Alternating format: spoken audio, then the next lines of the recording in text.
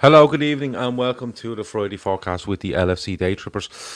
I'm Gav, and with me this week I have Pete Selby from For Fuck's Sake podcast because Liverpool play Leicester at the weekend. I have Joe from All Leeds TV because he was really tired last week, but he's not as tired this week, so he's able to do the podcast. And we have got our man Avy, who was on the Carnage show last night and is thankfully has turned up again tonight. He didn't do last night and say, here, I'm out of here. He's turned up here again tonight, live from California.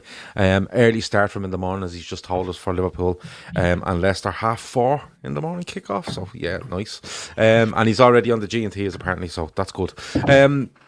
As you know, with this show, we are going to look at the Premier League weekend of football. We have 4 games. We're going to go into some detail on this show. The first one up will be West Brom against United. Second will be City against Spurs. Third will be Arsenal via Leeds. And fourth, of course, will be Leicester via Liverpool. The rest of the fixtures we will give some quick predictions on. If you're in the chat, listen, throw all your comments in there, all your predictions and stuff like that. The lads will need to give me 3 goal scorers for over the weekend, plus a game not involving their team. They will have to give me a score prediction and the first goal scorer as well. If you're on the way in, hit like. If you're on the way out, hit like, share, all that stuff. If you're not subscribed, please subscribe as well.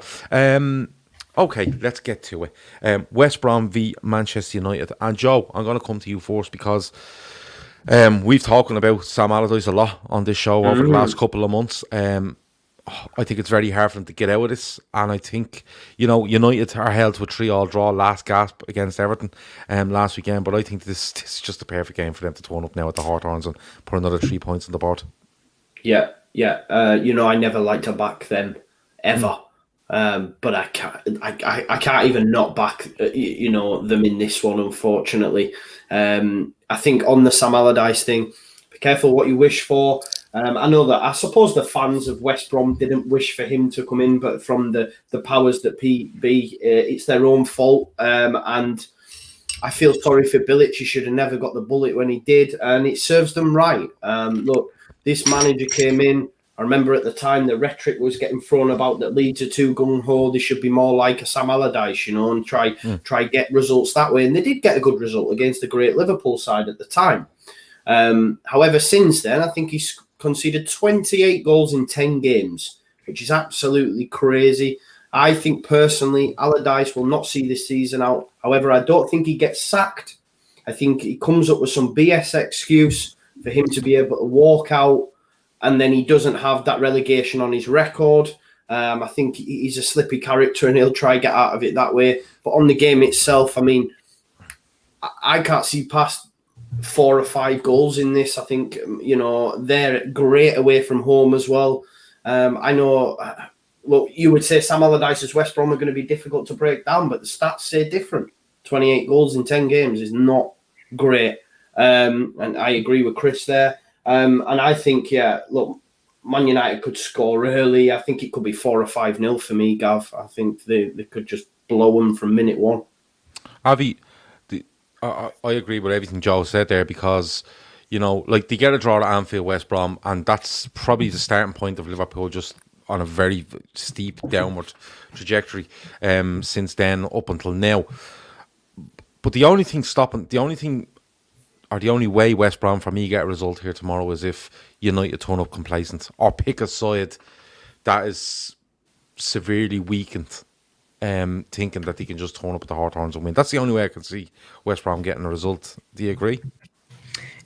Yeah, I think with West Bromwich, the board thought, Big Sam, he's like that safety net, isn't it? He comes in and he has this kind of renaissance with every team that he comes in mid-season and he saves them from relegation, but it's actually backfired on him. I agree with Joe. Sacking Slaven Bilic was criminal because he got a great result away to City, wasn't it? The 1-1, and then 3 days later he's getting the chop, or 2 days later he's got the chop. I fancy West Brom to get the draw tomorrow, funnily enough. I think against West Ham, United played some of their big guns. They did go through extra time. I think there's going to come a point where the United legs are going to start to go. That momentum that they've got, it's going to start waning. And especially with the Europa League football around the corner, whether they play full strength or not, I think Ole will go for that competition. I fancy West Brom tomorrow. I think backs, men behind the ball. And I think if they contain United for the first 25, 30 minutes, I think it's anyone's game. I fancy him for a 1-1 draw myself. Oh, okay, that's interesting. P. Joe was heavily on United here, not like him to be. So it must be really bad if Joe was going in heavy on a United win. Avy feels that if West Brom can stay in the game, they might do something and get a draw. Kevin Sullivan in the chat says United don't play until Thursday, so I think they'll try to win it in the early and then make changes. Is it just United's is it United's approach and the team that we see from United tomorrow? How we're going to judge how this game goes, because if they go strong, they win this game. I don't think it matters. I think if they rest one or two players, it doesn't really matter. I can only see United win. I agree with what Joe was saying when I was on a couple of weeks ago. We were saying when they were playing Fulham at home that a defeat would possibly be the end of Sam Allardyce. I think he'll go. I think they'll look to next season nearer now than at the end of the season, if you know what I mean. And but when it comes to this game, you're looking at how West Brom can get a result, and we know that they've picked up points and they've had the odd good performance and good win this season. But the only way I can see them getting anything from this game is by United stepping up, and I just can't see that. I don't think it matters regarding United on who they play in the park around their central core. So they start, say, Fernandes. It depends who plays either side or up top in the three. They can interchange. I don't think it really matters against a West Brom side who are going to reach that point where they're going to be playing for their future and looking to next season rather than almost trying to stay up. And I say that in a sense of I don't think they're going to throw the towel in, but I think they know that there's going to be a change coming because they know that Big Sam is not going to be there at the start of next season. Is that going to have any effect on this game? I just think it's going to be a United stroll. I don't think they'll dominate the game as Man City did at the Hawthorns, which was a farcical game. I think it's going to be a routine victory rather than maybe a stampede. Looking, say, a 2-0, maybe even a 3-0, but just comfortable all round for Manchester United. Yeah, just going back to the Slaven Bilic team, because, like people in the chat there are saying, listen, he didn't have the best record before he got sacked, and, he does get that draw at City, but everything else around it was quite poor, and a change was needed. I can get that argument if you're making a change that's not Sam Allardyce. I understand that, he keeps teams in divisions, and he does. But I can never understand how people keep going to this guy, because he's not going to stay with you. He'll probably try to spend a lot of your money. He didn't get to, I don't think, at West Brom in January. And then he'll go off. He might do 18 months tops, but he's not going to progress your club. It's just panic stations, though, isn't it? That's the thing. Yeah. It's panic stations. They got to the point where they will look into the future knowing that because West Brom are the ultimate yo-yo side, are we going to want Slaven Bilic in charge of our side next season to take us then back up into the Premier League? If the answer to that is no, which ultimately would have been the case, it's like, right, why not go for the change now, roll the dice, go with Big Sam. If it doesn't work out, then he'll go before the end of the season and then we can readdress the situation, because it's still a very, very attractive job to have. And you might get the final few games of the season, a little bit like Brendan Rodgers did, but maybe slightly less than he had towards the end of the season that he came in at Leicester. So you can see the plan that they had if they didn't want Slaven Bilic in charge for if they got relegated. Well, unfortunately for them, they rolled the dice and it hasn't worked out at all. So I would expect them to do the same again, but maybe go with someone more progressive in terms of getting them out of the Championship, a younger manager. And again, it's a good job to have. Yeah. Go on, Abby. Go on. It's every club does it though at the bottom. Remember Crystal Palace with when they got Frank de Boer in charge. First 7 games, they lost 6, they drew 1. They got rid of him, brought in Roy Hodgson. Right, Roy Hodgson, for all his troubles, is the old guard. He keeps them safe, and right now they're languishing between 14th, 15th, or 13th. It's a safety net. West Brom's board, they panicked. They wanted someone who can come in, quickly rejuvenate them, get them solid, get them set up in a certain structure, like Allardyce likes his teams to be set up. And they thought they would get results, but it's massively backfired on them. Massively backfired on them. I remember, I think they did something similar a few seasons back when they brought in Pulis. I think Pulis did a little stint at West Brom, didn't he? And they thought he could save him or he could, stabilize him. But it was the same again. They got relegated that season too. So it's a knock-on effect. But teams around that area, Newcastle's, they've done it all before, haven't they? They'll bring someone in who they think steady Eddie, whether it's a Steve Bruce or Alan Pardew, steady the ship and then flog them off after a year. Yeah, but Joe, does that strengthen the argument to say that Sam Allardyce won't be there? Because if it looks like yeah, he only signed 18 months, but is there an argument to say that he won't be there? Does it strengthen the argument, like you said, that he'll slither away, or they look to get rid of him? Because if they have. They've about 18 games left, have they 15 games left, something like that, whatever it might be, between 15 and 17, right? But if they get to 10 games left and they're miles off, like, there's a strength in the argument to say, listen, just cut your ties with Allardyce, pay him off, and bring in the manager you actually want in the Championship, and give him them remaining, whatever, 8-10 games to look at the squad properly and be going into a summer where you go, listen, I want this fella, I don't want that. And, you know, there's a strength in the argument to get rid of Allardyce because he's not your future, and you need your future to be given a chance. Yeah, no, I agree with you 100%. Why not? Why not do that when relegation is all but confirmed mathematically, and say, right, okay, it's not worked, move on. You know, bring in that guy that's going to be able to work with these squad, with these, you know, group of players in the 10 games that are left, whatever it was, Gav, and then go again in the Championship. I think that the Allardyce appointment was a strange one because he was always going to struggle as well to get the best out of their better players, out of the likes of Grady Dean Garner and Mateus Pereira. Mateus Pereira is a top player. Great player. Seeing him in the Championship is unbelievable. I would take him at Leeds in a heartbeat, and I think when they do go down, someone will snap him up. Allardyce initially wasn't even playing the kid, do you know what I mean? And he's always going to struggle, and he's looking to, I think he was trying to get Benteke, you know, he's bringing Robert Snodgrass in, all this sort of stuff. Yeah, I mean, they're playing Lee Peltier right back. We had Lee Peltier in Champion. He's a terrible footballer. Yeah, we've had him as well. Be careful, Joe. Be careful. Joe's the next Liverpool player. Oh, he's shocking, man. We had him under Warnock at Leeds United.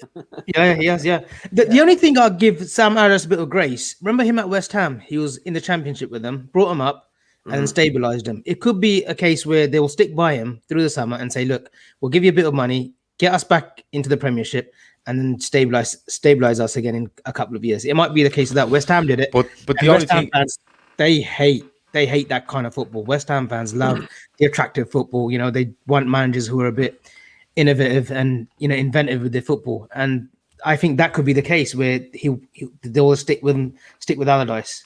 The only thing I would say to you is, I don't think they stick with Allardyce because they're not going to turn around to him and say, I'm going to give you money, because they know he's not going to.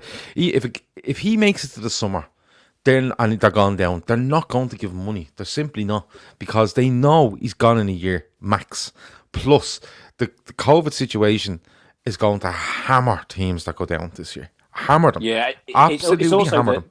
It's also their squad as well. If you say West Brom are relegated now and one or two of their players, Pereira mentioned, and a few others maybe leave, you then look at the sides in the Championship, which I think is quite a poor Championship this year. West Brom will be right towards the top, if not right at the top, depending on who goes down as well, in terms of sides looking to get promoted. If you're a forward-thinking manager, if you're looking at maybe one or two jobs, even been offered jobs, and you look at a side like West Brom, that's a very, very good club to go to, even if they don't spend any money, because people want to go there, the history of getting promoted, and it's a decent job to get. So as much as you look at West Brom at the moment, and they're not a laughingstock, they are the ultimate yo-yo side. But without Sam Allardyce, they turn into a very nice proposition because of the weakness, I think, of the Championship, away from maybe the two or three clubs who will get promoted. The rest, it really is a much of a muchness. And if anyone's seen the game tonight, well, my word. Yeah, it's a curious one. I'm with Joe, though. I don't think he sees out the season for a couple of reasons, and one of those being he doesn't want to lose this proud record that he has, which is unbelievable. West Brom v United. Come on, let's have some predictions. Joe. Yeah, 4-0 to them. Okay, Avy. 1-1. 1-1. P. And 3-0 to United. Okay, I'm gonna go for a 3-1 to United. I think they win fairly comfortable. Couple of quick predictions, lads. Joe, I'm gonna come to you first. Palace v Burnley. 0-0. Avy 1-1. 1-1. P. Away win, low scoring, 1-0 Burnley. Okay, I'm gonna have 1-0 Palace in this one. I'm gonna have 1-0 Palace in this one. And another quick one. Joe, Brighton v Villa. 2-0 Villa. 2-0 Villa. Avy 1-1. 1-1. Loads of 1-1s, Avy. P. Close game, but I think Villa's got too much firepower, so 2-1 Villa. I'm going to go a 2-2 draw on this. I think it's going to be good. I think it's going to be a good game. I'm going to go for a 2-2 on that. The next one we're going to get to, and Pete, I'll come to you first on this. Manchester City v Spurs. And City, we're only talking about it on one of our shows the other night, how in mid-October they were 11 points off the top and people were questioning Pep and the team and the squad and all sorts of stuff. And will they get back into a title race and stuff? They've gone on a heck of a run. That's been predicted, I think, by some because of the run of games I think they had from maybe mid-December. Having said that, they have to win them, and they have. But they come up against a Spurs side that they must be very frustrating to watch, I feel. Or week on week be very frustrating. Some weeks they're good, some weeks they're great, some weeks they're terrible. Do Spurs have a chance here, Pete? They do have a chance because they have more than likely Harry Kane starting and Heung-min Son alongside him or just behind him. Without that axis, they are nowhere near the side which they are when they're both on the field. Now, he's one of the best strikers in world football, so of course he's going to make a difference, but the drop-off is unbelievable. Very similar, you could say, to Leicester without Vardy. Very similar. It's so with him on the field, yes, they've got a chance. But then when you look at the game overall, well, if you're any sort of form guide looker at all, well, Man City was setting equaling a new record. It's an unbelievable run by them, but they can do this, and they're missing Sergio Aguero. They're missing KDB. It's an incredible run, and I don't think it's going to end here. It's a great game, a really good game for a neutral to have on a Sunday, and it's even better because more than likely Harry Kane is going to start. I can see goals. I can't see Tottenham going there and dominating or even having any decent spell of possession at all. I think it's all about moments. It's about free kicks. It's about individual skill and being able to finish, which they have. So I can see them getting on the score sheet, which an awful lot of sides when they come up against his City side, which as much as you say, you go, 15 games on the bounce winning. Yeah, it's all very well and good. You can blow teams out of the water, but it's not necessarily been the case. It's all been about the defence. The defensive record's unbelievable. And it was mentioned the other day regarding the likes of Diaz and Stones, when you look at, say, Player of the Year overall, well, if this is a season-defining run of victories, which more than likely it will be, you have to then look at the defence when you're looking at the overall end-of-season awards. So rolling this all up into a prediction and what I think is going to happen, I just think Spurs have enough in their side with those players I mentioned to get on the score sheet. But I think overall, it won't be enough. I can see City dominating possession, creating as many chances as they need to, because I don't think they're a side that do, just create thousands and thousands of chances. It is a case of being able to control games. And I think especially if they get in front, they can control the game and ultimately put 2 or 3 past a Spurs side who are on shaky ground, because if they do miss 1 or 2 of their key players, they could really drop out of the top 4 conversation. At the moment, they're clinging on. I still think behind the scenes, everything's not quite right. We've had players walking away. Last time I was on, we were on about players walking out of the ground and problems with Jose, which is always going to be the case.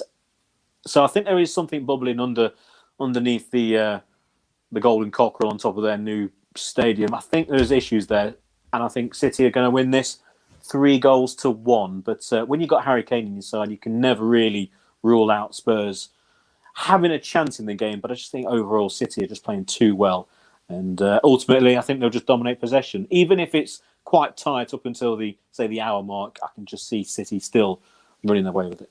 Yeah, I think it's an interesting point you make with regards to the defensive record, and Joe, when we look at teams like Spurs and even like now Leicester went and won well at the Etihad earlier in the season, but when you see the likes of Spurs, Everton, Liverpool usually go there and go toe to toe with City. It just seems to. Well, I don't know what goes on, but Liverpool and City just come out and go, listen, no holds barred, let's go for it and see who wins. But when you see the likes of even United last season, they win at the Etihad and they were really good. But Spurs, Leicester, Everton, whatever sort of clubs like that, when they go to the Etihad, the hope you would have is that stay solid and get them on the break. But City don't seem to be leaving themselves as open. This is where I'm coming to the defensive record.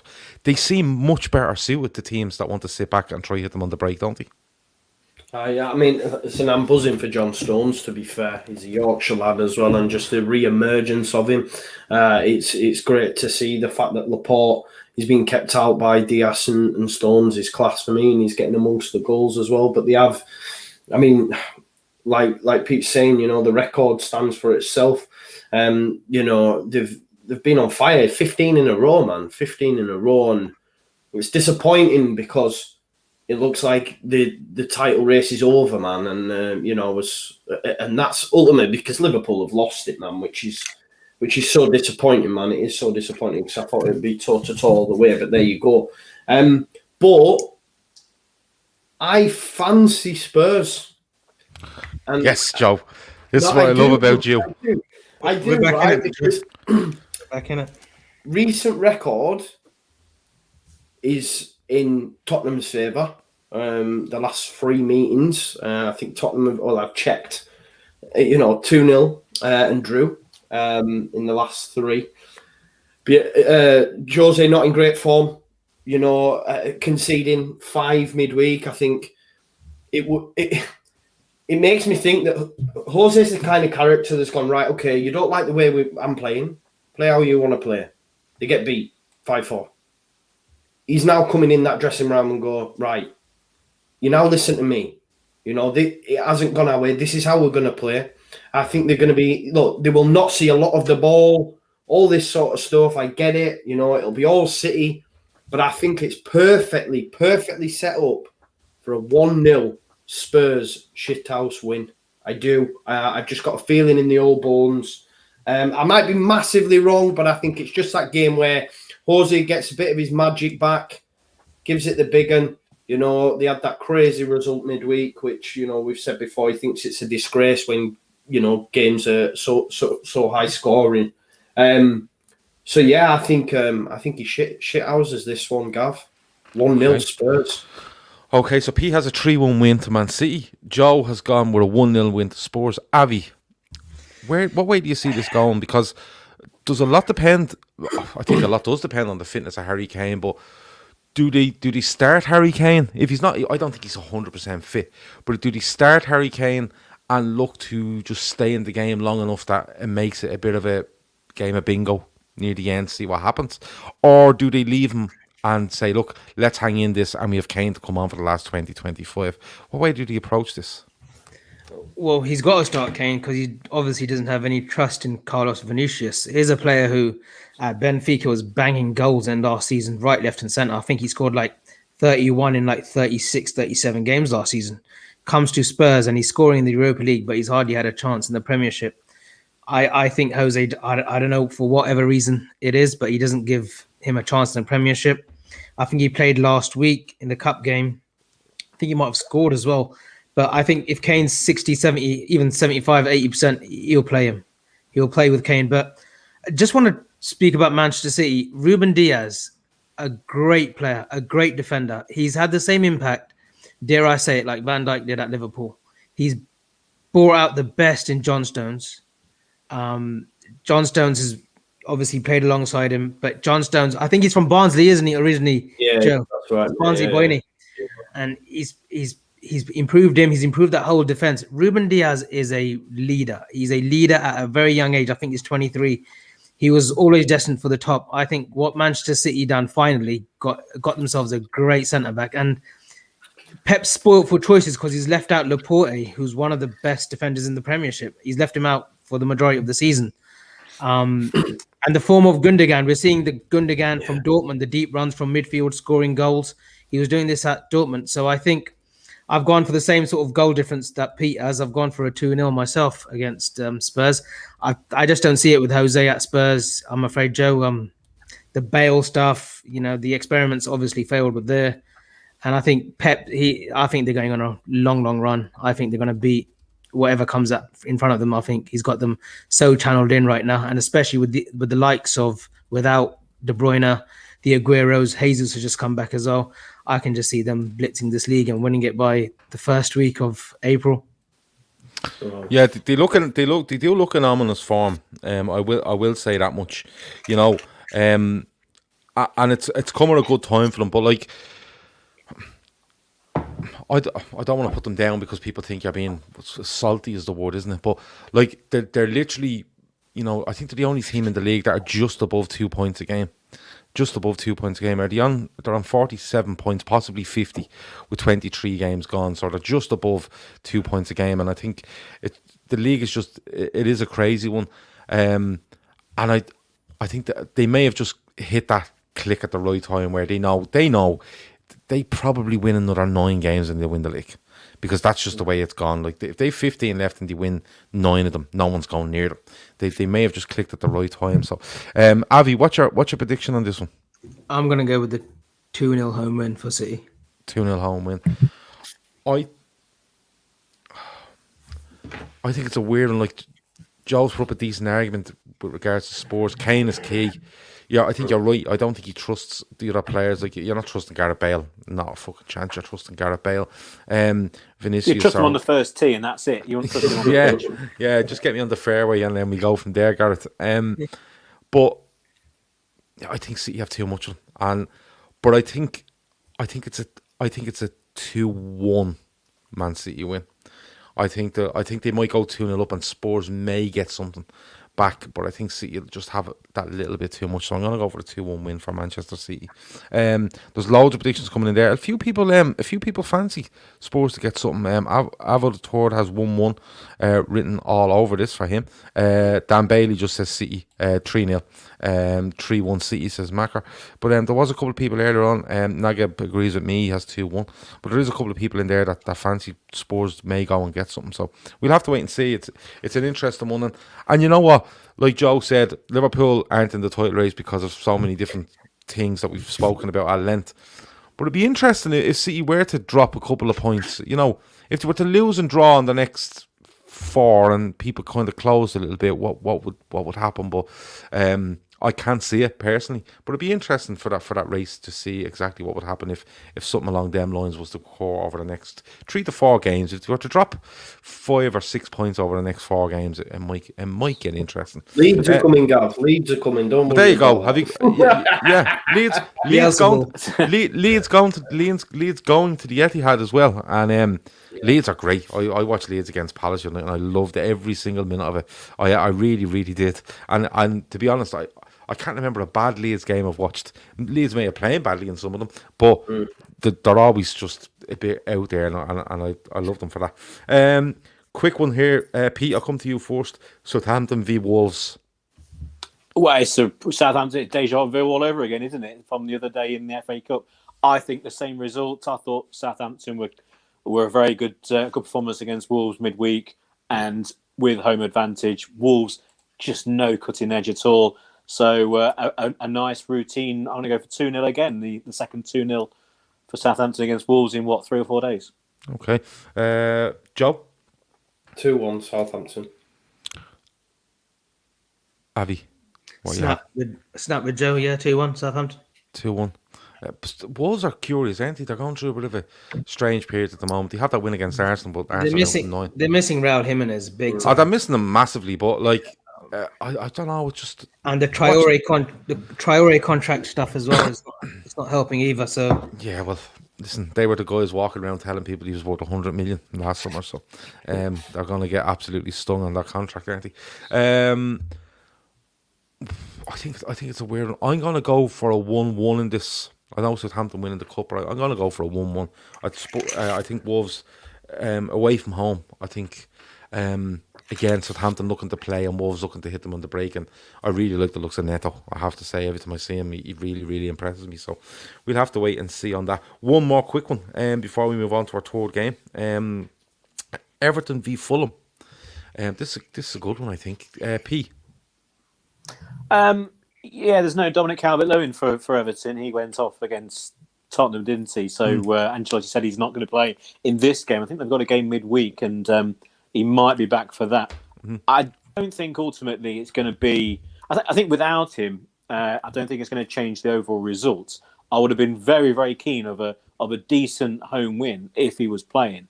But I think after you come through a game like they have against Spurs, scoring goals, then you play at home against one of the weaker sides in the league. It's just really the game you want. I don't think it would be a problem it going to extra time and all that sort of thing. I just see it's going to be I think there's going to be goals here. I think Fulham will score. You can always score against Everton, home or away. It doesn't really matter. And Fulham need to start winning.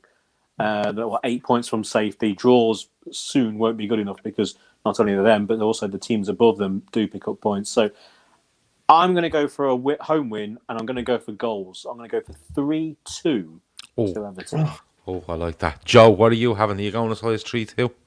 I did have 3-2. I was the same to be. Yes, serious. I've got it written here. I said it on Rivalry Aside earlier on as well. Nice. I do feel there'll be goals in this as well. And a few times Fulham have provided goals as well. And like Pete said, they need to start getting wins on the board as well soon. So yeah, I'm back in 3-2 as well. Okay. I actually have 2-2 in my head, so I'm going to go for 2-2. Avy, what you have? See, I was a big fan of Scott Parker as a footballer, and I've always got a soft spot for Fulham because it was one of my first away games, Fulham, Liverpool at Craven Cottage. So I'm going to go with a 2-1 Fulham. Okay. I think if you look at Fulham compared to West Brom, you look at a club there where the manager has got... I mentioned when I was on a couple of weeks ago how he changed their formation, their style of play, and it worked. They started to draw a lot of games. They didn't pick up wins, and I just think that's naturally through the fact that they're just not good enough against certain teams in the Premier League. You see them play well and stick to their system, all playing for the cause, playing for the manager, but ultimately just lacking that bit of quality to turn those draws into wins. That's why they are where they are. But I think he's done a good job. He's done a better job than I thought he would have done. And big fan of Parker. Yeah, I think he's shown enough signs that even if Fulham were to go down, I think he's someone they should stick with, because I think that's there's some managers that just get like a fish out of water, and you just know Championship might be the level, and they might need a couple of more years before the Premier League. But I think the way he's turned it, and they don't look as naive. Naive was the word I used for them earlier on the season. I think what he's trying to do there, and results they're picking up every now and then, I think it'll stand them really well. Whether that's in the Premier League and they survive, or the Championship and if they go back down. So we'll have to see. Goals at Goodison at the weekend. So nice to see. Third game is Arsenal v Leeds. Joe, I'm going to leave you to last, as I always do. But Pete, let's be honest, we just want Leeds to go there and beat Arsenal, don't we? Because it's great crack when that happens. Oh, yeah, definitely. I mean, obviously, with Joe, I'm going to say, a 6-0 home win. But no, it's... you are right. They're a fabulous team to watch. They were really good at the KingPower a couple of weeks ago. And you just look through, and everyone says, oh, yeah, the style of football they play, this and the other. Yeah, that's the case. They stick to their guns. They play fantastic football. And ultimately, they concede a few goals. They score plenty of goals. They're mid-table. They're great fun. They're everything that you want in a football team to follow. It's great entertainment. And ultimately, you've got a really good team there and basis to kick on next season, just through improving the current squad, improving the first team, with investments in the right places and carrying on the way they are. There's no reason, especially... And it might sound obvious, but scoring goals. You look at some of the sides we've mentioned further down the league. The problem is scoring goals. Yeah. Look at Leeds. They've got goals throughout the entire team. A good number 9, a number 9 who has probably outperformed many people's expectations. I don't know whether that will be the case for Leeds fans as well. I'd imagine possibly so. And they're just great fun. And this game... You look back at, was it last season when it was in the FA Cup and Leeds came to Arsenal and dominated the game, but ultimately I think lost 1-0 or something like those lines. Right, yeah. I can't see any reason why Leeds can't go down there and just take the game to Arsenal. Arsenal, who have been on a poor run of late, back-to-back defeats in the Premier League. They should have Aubameyang back, but again, it's not hard to argue with goals here. And who is going to be there at the end? Who is going to be in the final 20 minutes still kicking for the win? And for me, it's Leeds. I can see this game being 2-2, being 1-1, with plenty of chances at both ends. And then in that last 20 minutes, who has the extra bit of quality? Who has the extra bit of drive to go for the 3 points, to get the 3 points? We know Arsenal have got quality throughout, well, not throughout their side, just in their forward line. Lacazette, we know he can take a chance, and Aubameyang, even though he's been woeful, big fan of the young number 10, Smith Rowe. I think he's definitely got a future. I'm worried maybe about his lack of pace. Whether Odegaard comes into the side, he's more than likely not. It's going to be Smith Rowe. But I think Leeds can win this. I think they have, at the moment, the bit between their teeth. And I think if they're in the game after an hour, 70 minutes, it's going to be won late. It's going to be won by Leeds. And alongside Man City against Spurs for the neutral, this is another really good game this weekend to watch. And I'm going to be cheering on Leeds to a 3-2 win. Okay. Avy, just talking on Arsenal, right? Because I remember going back a couple of weeks ago and people were raving about Arsenal. They've done this, they've done that. And they beat Chelsea, they go away and win at Brighton, they win at West Brom, they beat Newcastle at home. They then draw at home to Crystal Palace, beat Newcastle in the league at home, all right? Go out with the FA Cup against Southampton, but win against Southampton later on that week. And then they draw at home to United, they lose to Wolves, they lose to Villa. Was there too much made of this supposed run they were on? Because whenever I watched them, I thought when Arteta come in, he may be up and down, but you'll see a different type of Arsenal, a different type of play, a different mentality, and it's just like watching Arsenal for the last 10 years. That's what it is. It's just like watching Arsenal. Nothing's changing. Players disappearing. They're pinning their hopes on this young guy, Smith Rowe, who looks a fantastic talent. But they're pinning their hopes on the likes of him and Saka. Like, they currently sit 11th, Avy. They're a point behind Leeds, and they play them on Sunday. And if Southampton win their game in hand, they go 12th. Like, they're not very good, Avy, are they? See, I say the opposite. I think Arteta is a really good coach. He needs time. He needs time to gut out that Arsenal team completely. He's been there for, a year? He's won the FA Cup. Maybe it was success too quickly for him because he came in midway through the season, didn't they? Because they got rid of Emery and then Ljungberg took charge for a couple of games and then they brought in Arteta. He needs time, Gav, to really have a good summer. I mean, they got in Partey last summer. They were supposed to get Husam Aouar, but unfortunately the Lyon president, who we've had experience with, is a bit of a ball ache. So they couldn't get that over the line. They've got Martin Odegaard, who is a really good talent. Didn't get his chance at Madrid. He was at Sociedad last season, I think. He was doing some serious numbers. He needs time. He probably needs another season before you see the best out of this Arsenal team. He's got some great talents. Saka's a great player. Smith Rowe, who's finally got his chance. I thought he should have sort of been in around the first team last year. They've got Aubameyang, Lacazette. They've got now Partey. He's got Pablo Mari, who's a good centre-back, Gabriel. He's trying to mould it into his sort of style, his structure, and he'll need another year. And it comes at a time where Arsenal, they should forget about top 4, top 6 even. Give Arteta another year, and then this summer coming, let him regroup, let him reset, let him get another few players. And, Kieran Tierney, great when he's fit, but unfortunately he does pick up niggling injuries. But I think they're on the way up. They've had a good little run. Wolverhampton game, that sending off of Luiz, they were winning it 1-0 at that point, and he gets sent off and they lose the game 2-1, 3-1. So they've had a bit of bad luck. But just going on Leeds, I think Joe will remember this 2003. The 3-2 when Peter Reid was in charge. That was a great game. That's what I put down on my notes because that's one of the most underrated games in the Premiership. It doesn't get talked about a lot because I think Leeds were fighting for relegation, weren't they? Yeah, that's and right. Arsenal going for the title, and then we saw Harry Kewell score an absolute blinder of a volley in the first, I think, 6-7 minutes, and Viduka made it 3-1, and they came back. This game always brings goals, even back in David O'Leary's days. So I'm going with the 2-2 Arsenal, 2-2 draw, Arsenal and Leeds Is it Saturday or Sunday, this game? Sunday, Sunday. mate. Sunday, isn't it? Yeah, I'm going with the 2-2. But again, with Arsenal, Gav, you got to give Arteta time.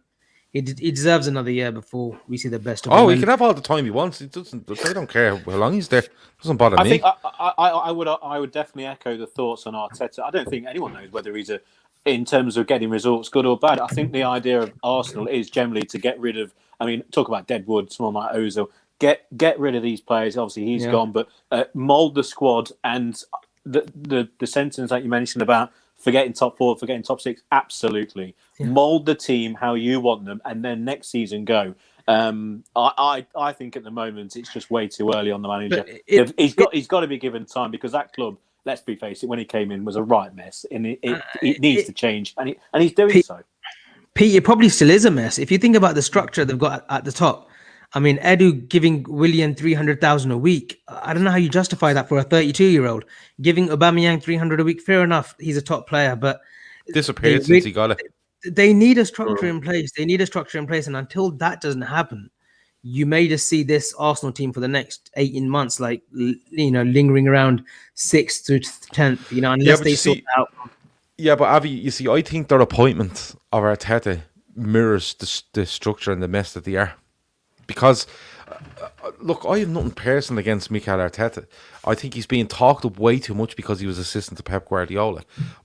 And listen, you love to see young managers come into the game and they, it explodes and they're brilliant and stuff like that. But Mikel Arteta walks into the Arsenal job because he used to play for Arsenal. The romantic thing, right?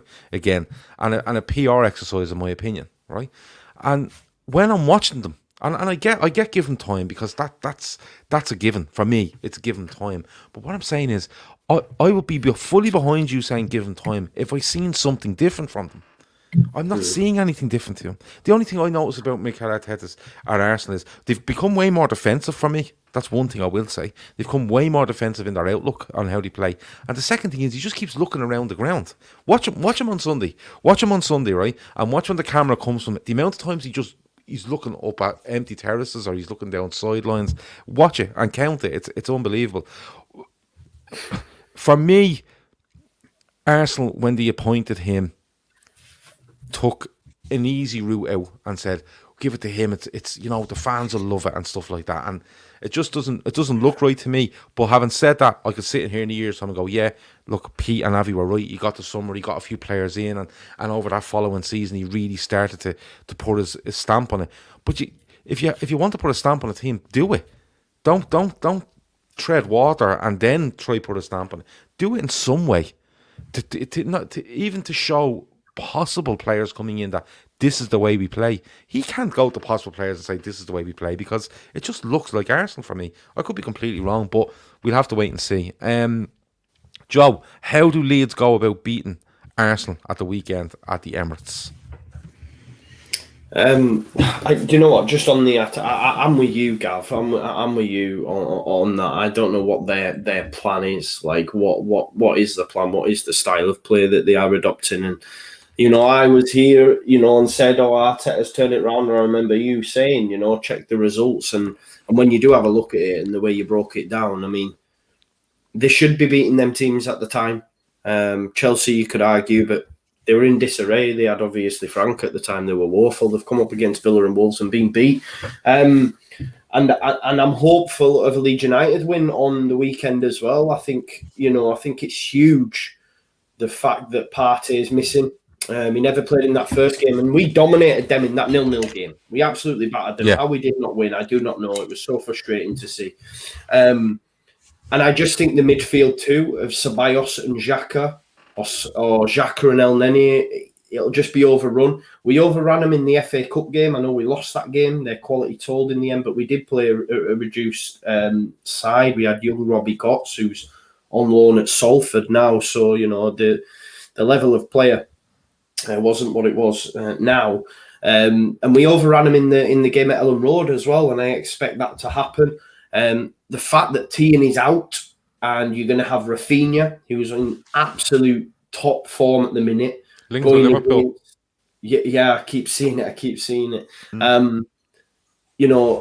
He's going up against the right back, playing left back in Cedric Suarez. So, I think that's going to be a key area where we can attack. And Bamford's in good form again, man. He goes through peaks and troughs. Seen him week in, week out. He can miss some sitters at times. We've seen that against Leicester in that first game.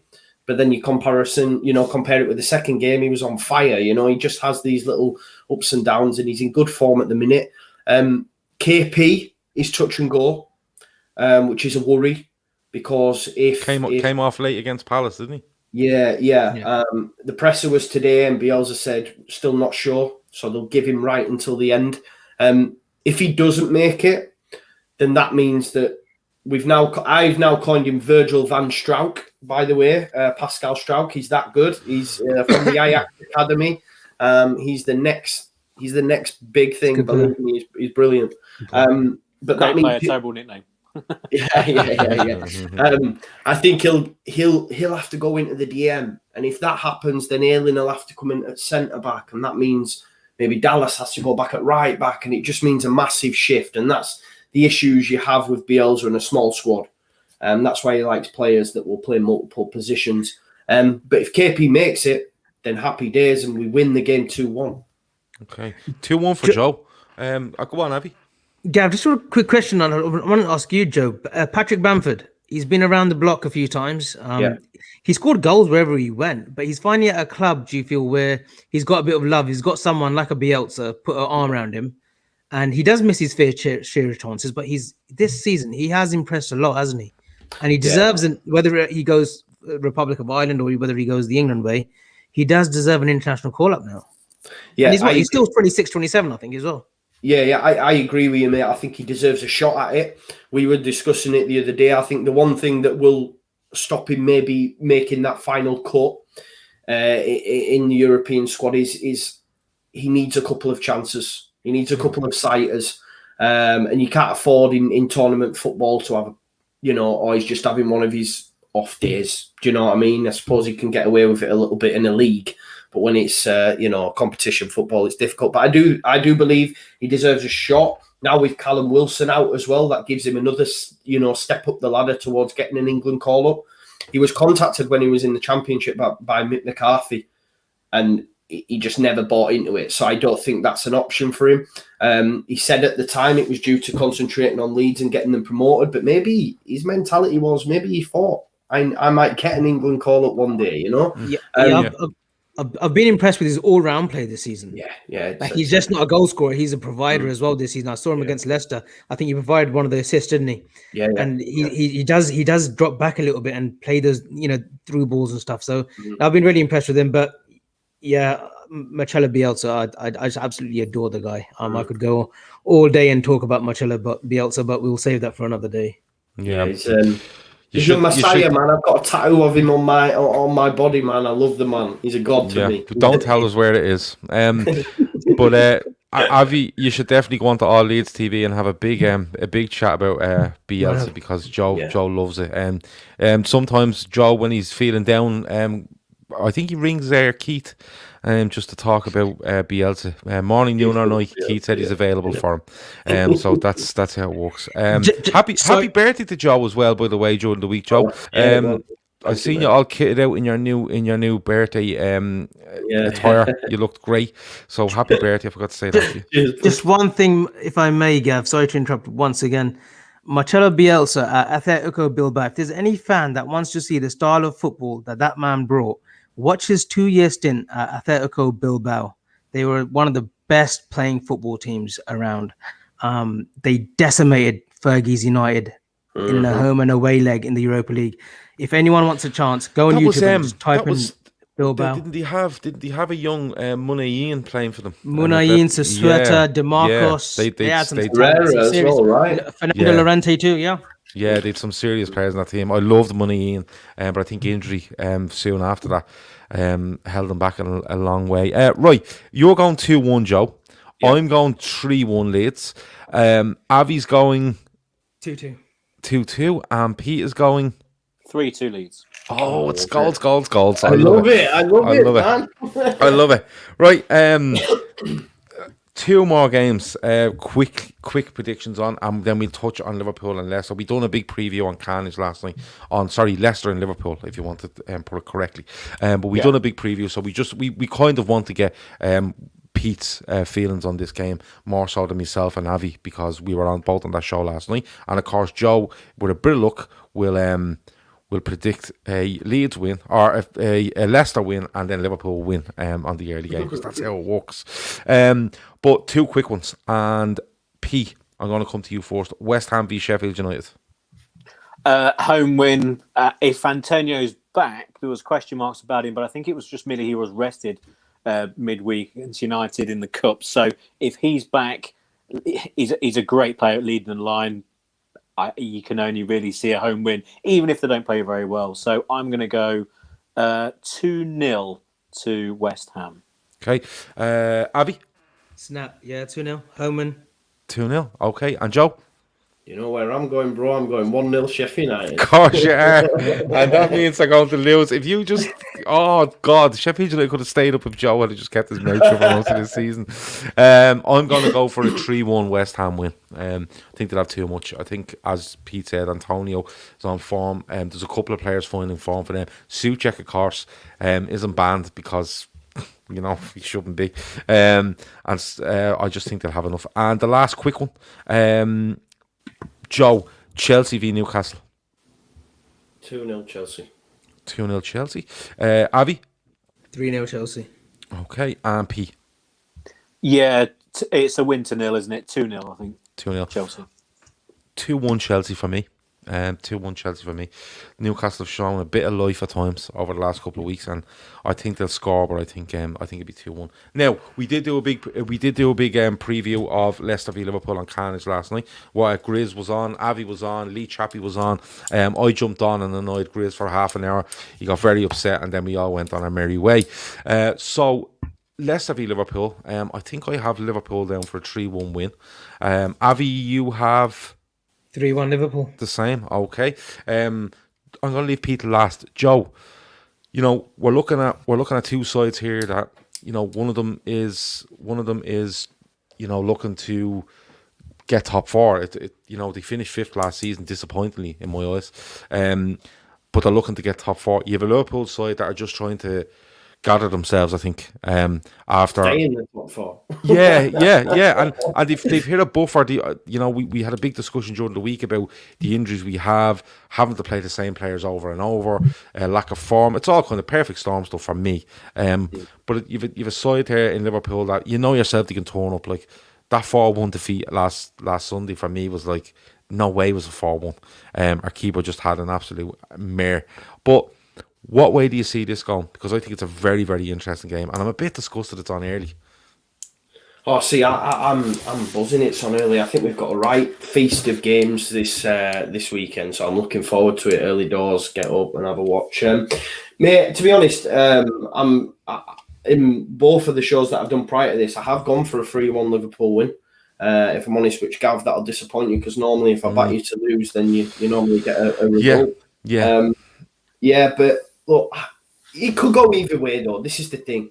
It could go either way. But I don't know. I think someone made a good point earlier on the rivalry aside. Like, the players have nowhere to hide now. You know, it's all come up about Klopp and what's gone on with his mother. And that's maybe why he's been, you know... There's obviously things going on under the scene there with him as well, and the way the interviews have gone. Obviously, he's had situations. So for me, the players owe him one as well, and it's going to be tough. Don't get me wrong, but I am going to back Liverpool in this. I'm going to go 3-1, but it could literally go either way. It's going to be a fantastic game of football. Is Vardy gonna start? Yeah, he's going to be fit, ready, raring to go. Which is again that does help Leicester because, like you said earlier, you know, playing with that at number 9, like against us, they struggled, you know, with Perez or Iheanacho, whoever goes there, it's just nowhere near close to Vardy. But I'm gonna say 3-1 Liverpool. Liverpool, and I'm disgusted you've gone for Liverpool win, Joe. I really am. You know, it's put a dampener on my weekend already. But Liverpool go into this, of course. we know about Van Dijk and Gomez. There's no point mentioning them every week. But Thiago looks like he won't make it. Rumour is he hasn't trained all week. Fabinho won't be playing. So that's your fourth choice centre half now gone. All your centre halves are not fit. You know, we're looking for Henderson to get back into midfield. Now it doesn't look like it'll happen because I think he'll go Henderson and that new signing Kabak. The front three will be the front three. But Leicester, you know, they've lost Fofana. They've lost James Justin to an ACL, am I right? Yep. Yeah. You won't see him before Christmas. Yeah, that's horrendous because I think he's been so impressive for Leicester. Yeah. Anytime I've seen him, so impressive. To do that at left back, I think is even more impressive. I love it. But Leicester are missing a few as well. I know Vardy's back, but it is kind of it's going to be two makeshift 11s to a certain extent, and could go either way. Yeah, first the Justin injury is absolutely horrible. He's out for 9 months or so with an ACL. Yeah. He generally would have been in the England squad in the summer because he can play right back, left back, and he can play in the centre back position in a back three. Fantastic player, real shame. And you throw in Timothy Castagne missing, Fofana, Perez, Dennis Pratt. So there's a few players missing, but ultimately the problem with James Justin not being there is the fact that Timothy Castagne is also injured. So looking at how Leicester are going to line up, it would have been with Justin there, the very stable, solid side. With him missing, that's a huge problem. What do Leicester do? I think they're going to go possibly with a back three, because who's going to play on the left-hand side now? It's going to have to be either Young Thomas or Christian Fuchs. Well, does Fuchs play as a left-back in a back four? Does he play as a left wing-back with a back three? Does he put both of them in?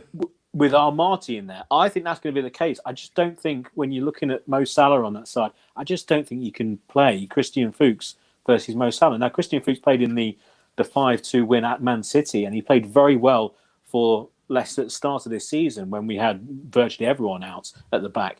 I just think this injury is a real problem for Leicester in this very game, because you look at the Liverpool front three and it's fantastic, isn't it? It's the best in the league, and it's what Liverpool will be pinning their hopes on in this game, because you look further back in the side, the midfield's not there because they're playing at the back because there's no defenders. So ultimately, Leicester, it's a massive problem. If Justin was there, if this didn't happen, and I know that's all ifs and buts and maybes, then I would have been fairly confident about Leicester really putting it to Liverpool. I'm completely gone the other way now. The rest of the team should be fine. Vardy is fit and fine. He played an hour midweek. He was only out for, say, 2.5, 3 weeks, so he's not going to lose an awful lot of fitness. And Leicester have got a poor record against Liverpool at the KingPower. Liverpool are fantastic in that win. Last season, what was it, Boxing Day? It was a brilliant win. I remember the Alexander-Arnold goal. Was it the final goal? Fantastic goal. And it almost, because Leicester were the nearest challenger, it almost pretty much rubber stamped the season, didn't it? Even though it was on Boxing Day. I think Leicester are going to have to. I think they're going to be cagey. I think Leicester would have really gone at Liverpool early on. I don't think it's going to be the case. I think Leicester are going to drop off and sit back and try and hit Liverpool on the break with the likes of Harvey Barnes, Jamie Vardy, etc. Even though we've changed our style since the league win, we're still one of the best counter-attacking teams in the league. I just think overall, this problem on the left-hand side will bite them. I think it will. It will ruin their creativity and the ability to kind of control the game in midfield. It would mean that both Harvey Barnes and James Maddison will have to tuck into a more narrow position with Jamie just ahead of them. They're going to have to really take their chances, even though Liverpool have got awful problems at the back. I just think it's going to be a very cagey game, unfortunately. Also, you throw in the early kickoff time as well, which tends to lead towards those cagey games. We've got a huge problem at the back regarding defending corners and set plays. Wilfred Ndidi coming back is a big help. Also, Jamie Vardy actually is a very good defender from corners. You think he stands on the halfway line waiting. It's not necessarily the case. But overall, I would never predict a defeat for Leicester. I always give them a chance. I don't think this result will go anywhere towards Leicester finishing in the top four if they're victorious, or if they lose, it will mean they've got no chance of finishing in the top four. I think when you look at Leicester, they're still in the FA Cup, they're still in the Europa League, there's an awful lot to play for. They're a different side to what they were last season, mentality-wise. They've drawn a number of games this year which they wouldn't have done last year. And they've turned a couple of defeats on their head to go and win a couple of games. That didn't happen last year. It was all or nothing last year. This year, they're a more solid side. I just think they can get a result which will have to be a draw, maybe even a goalless draw, which I know sounds a bit crazy. But I think Leicester are going to go with a back three, with the two wing backs, so ultimately a five. And I think they're going to just try and contain Liverpool, and then we'll see what happens maybe second half. So I'm going to go, strangely enough, for a 0-0. But I think it's a very, very interesting game. And I think it means more. I think Liverpool need to win this game more than Leicester, which I know is an easy thing to say because we're above you in the league. But ultimately, with everything that's going on this season, we're still in the FA Cup and the Europa League, two tournaments and two competitions which we've never won before. So there are other things at play. Ultimately, a top four is our aim. But yeah, goalless. So yeah, odd, really, but there we go. We were full of goals throughout the show, and then we've just ended it on a 0-0. But I can see exactly where you're coming from. I said this last night. I think Leicester. I think any team coming out against Liverpool, you used to be able to sit back, but Liverpool would do you because they had got Van Dijk that could switch at 60 yards and open you up and stuff like that. But now it's not even the case of being better defensively by sitting back. I think it's giving you more opportunity going forward by sitting back against Liverpool because of the problems they have. Like Liverpool are looking at Alisson, Trent, more than likely Kabak, Henderson, Robertson. You're probably looking then at a midfield that may be made up of Wijnaldum, Milner, Jones, okay, and then the front three. So midfield is going to be huge, and maybe I don't know. Maybe Leicester do go that little bit narrow and try crowd it in there and to make up for that deficiency that they now have down the left hand side. But it'll be very interesting one. Loads of different predictions there as well on that one. So look, it's the early kickoff, and we'll see how it goes. It'll be interesting to see how the team reacts to, again, going back to that one injury for James Justin. It'll be interesting to see how the team reacts as well, how they play, whether, you know, they're not saying their heads are going to drop if they go behind early, but it's strange what an injury like that can do to a side, because it was such a shock, and immediately after it happened, there were reports that he was reasonably okay, and when Rodgers said today in the press conference about it's ACL, and it really was a bit of a shock. But I can't really underestimate how him lacking on the left, because ultimately he was a replacement for Ricardo Pereira.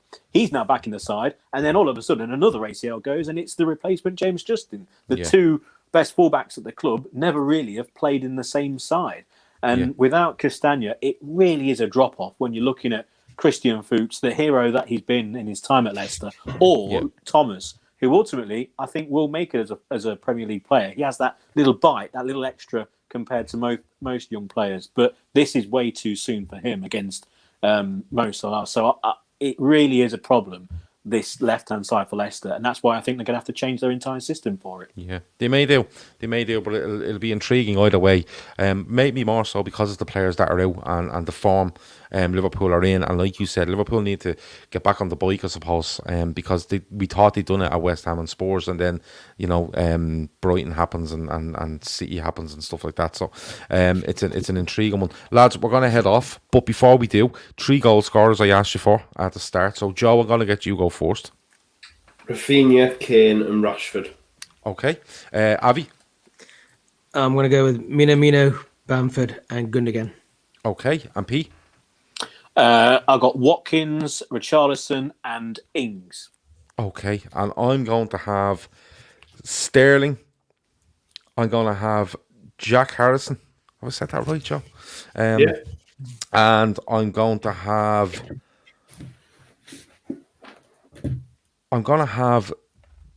Bowen. Is it Bowen that plays with West Ham? I always get his name wrong. Bowen. I'm going to have him. I'm going to have him. I like the look of him. Right, lads. Game not involving your side. I need a score prediction and the first goal scorer. Avy, go. Arsenal versus Leeds, and I'm going to go with Bamford. Okay, what score? 2-2. 2 Leeds, 2 Bamford. Okay, P. Palace 0, Burnley 1, Ashley Barnes. Okay, you did have that early on, that's right. And Barnes. And Joe? City 0, Spurs 1, Harry Kane. City 0, Spurs 1. It's gone I can't tell you deep that that last week we got nothing right. But that's the way it happens. I just like to update you on these sort of things. For me, I'm going to go 3-2 Everton. I'm going to stick with 3-2 Everton against Fulham. But I'm going to put Lookman as the first goal scorer. I think Fulham go ahead, but Everton come back to win. Lads, it's been a fantastic hour or so. Thanks a million for joining me, as always, on this Friday night to look forward to the Premier League. With regards to us, we have tomorrow off. We're back on Sunday night with the Fatback 4 podcast. Make sure you go and check out Joe at All Leeds TV. They're doing some brilliant work during this lockdown. And as I said, it's a bit like ourselves. They talk Leeds. We don't talk Leeds, we talk Liverpool. They talk their own team, and then they talk some Premier League, and they have all sorts of people on. So there's a great variety of stuff going on there. Make sure you check out P and the For Fox's Sake podcast, which a few people in the chat have said is the best name for a podcast, and that you're not getting better than that. But make sure you go and check them out across Instagram, Twitter, and of course when on their audio feeds as well, for everything to do with Leicester. Make sure you go and follow Avy, but make sure when you follow him that you know that he's trying to get his old account back, because he was a ball boy on Twitter. So when he gets the actual account back, you can go and follow him there as well. Avy's been on a couple of times this week. He's been very good value while he's been on, and I'd like to thank him as well for coming on. Lads, it's been an absolute pleasure. I hope you all enjoy the weekend's football. That's what we're in there for, isn't it? It's football. It's meant to be enjoyed.